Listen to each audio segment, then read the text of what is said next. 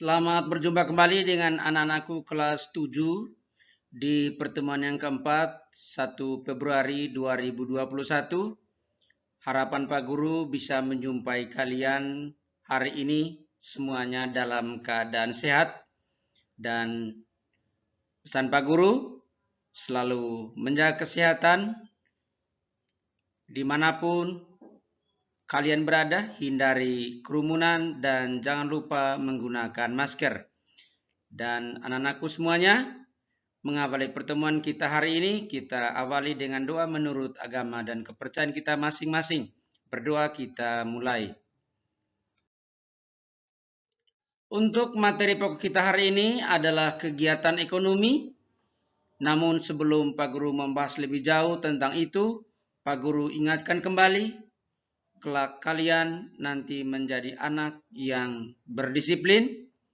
Kegiatan pembelajaran hari ini juga adalah bagian dari proses awal kalian bisa membentuk diri kalian menjadi manusia generasi bangsa yang berdisiplin.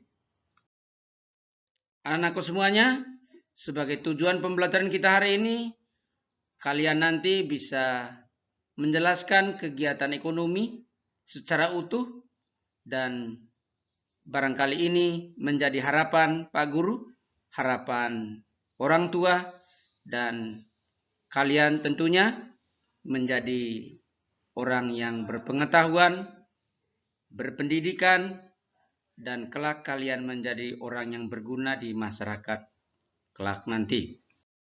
Kita masuk ke pembahasan materi hari ini. Berbicara kegiatan ekonomi adalah sebuah kegiatan rutinitas manusia dengan tujuan tentu saja untuk memenuhi kebutuhan hidupnya. Nah, kegiatan ekonomi tidak berhenti karena kebutuhan manusia semakin bertambah, sedangkan alat pemuas kebutuhan manusia terbatas. Sehingga realita yang kita lihat di masyarakat, tidak pernah orang akan berhenti melakukan kegiatan ekonomi.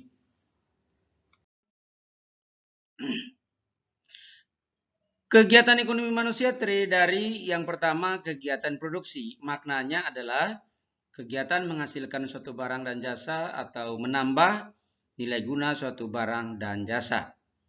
Contoh dari menambah nilai guna seperti nilai guna bentuk. Nah, sebelum kita lanjut ke yang lain, nilai guna bentuk, misalnya saja Pak Guru mengambil sebuah contoh, tadinya sebuah pisang matang, kemudian pisang itu kulitnya dibuka, kemudian dibelah, kemudian digoreng, maka berubahlah bentuknya. Nah, tentu saja rasanya juga berbeda dengan aslinya. Kemudian nilai guna tempat. Tadinya pasir di laut, pasir di sungai. Ketika pasir itu dipindah ke daratan, kemudian kita gunakan untuk berbagai keperluan pembangunan, maka bertambahlah nilai guna dari pasir itu. Kemudian nilai kepemilikan. Nah, tentu saja berbicara nilai kepemilikan ini, kalian bisa saja ambil contoh di rumah kita masing-masing, benda yang kita menjadi hak milik kita dengan benda orang. Tentu saja kalau benda menjadi milik kita, dimanapun berada, kapanpun kita memakai benda itu, tentu saja perhatian kita selalu tertuju kepada benda itu. Yang pertama, dia jangan sampai rusak, jangan sampai dia hilang, jangan sampai dia kotor, dan lain sebagainya. Nah, lain saja halnya misalnya Pak Guru tidak perlu dibohongi itu, ini adalah perilaku manusia. Ketika barang itu pinjam, maka kurang diperhatikan hal-hal yang Pak Guru sampaikan tadi. Nah, barangkali ini adalah contoh sekilas yang berkaitan dengan menambah nilai guna dari sebuah barang atau jasa. Dalam proses produksi terdapat beberapa macam faktor produksi, yaitu satu, faktor produksi alam seperti tanah, hutan, barang-barang tambang, dan air. Nah, tentu saja hal ini bukan barang-barang asing bagi kita semua dan Pak Guru yakin anak-anakku semua mudah memahami. Yang kedua, faktor produksi tenaga kerja seperti tenaga kerja terdidik, terlatih, dan tenaga kerja yang tidak pernah terdidik dan tidak pernah terlatih.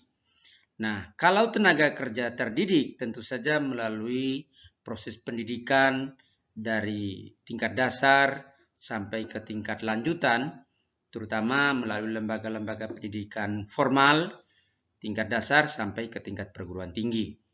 Kalau tenaga terlatih, dan tentu saja hal ini dia melalui kegiatan-kegiatan seperti kursus bahasa asing, kursus komputer, kursus pembukuan menyangkut keuangan, pengobatan, dan lain sebagainya. Juga kursus perbengkelan. Dan tentu saja hal ini bisa juga membawa pengaruh kepada kepribadian tenaga kerja tersebut. Tetapi yang lebih parah adalah tenaga kerja yang tidak pernah terdidik dan tidak terlatih. Dia sama sekali sulit untuk dimanfaatkan di dalam dunia kerja. Dan anak-anakku semua, kalau boleh Pak Guru tingkatkan tingkatan kualitas daripada tenaga kerja, terutama untuk tenaga kerja terdidik tentu saja memiliki kualitas tingkat 1. Kalau yang terlatih, kualitas tingkat kedua, tetapi kualitas tingkat ketiga tentu saja yang tidak pernah terdidik dan terlatih. Dan untuk tenaga kerja yang ketiga ini sangat sulit dalam pemenuhan kehidupannya untuk mencapai kehidupan yang layak. Karena dia tidak dibekali oleh pengetahuan, kemudian tidak juga mengikut sertakan dirinya kepada kegiatan-kegiatan yang sifatnya terlatih. Yang ketiga anak-anakku adalah faktor produksi modal seperti uang misalnya, kemudian ada yang modal bergerak, ada yang modal tidak bergerak. Kalau modal bergerak itu seperti modal dalam bentuk mobil, sepeda motor, atau kendaraan pada umumnya, dan modal yang tidak bergerak seperti rumah, tanah, dan lain sebagainya. Sedangkan yang keempat adalah faktor produksi kewirausahaan.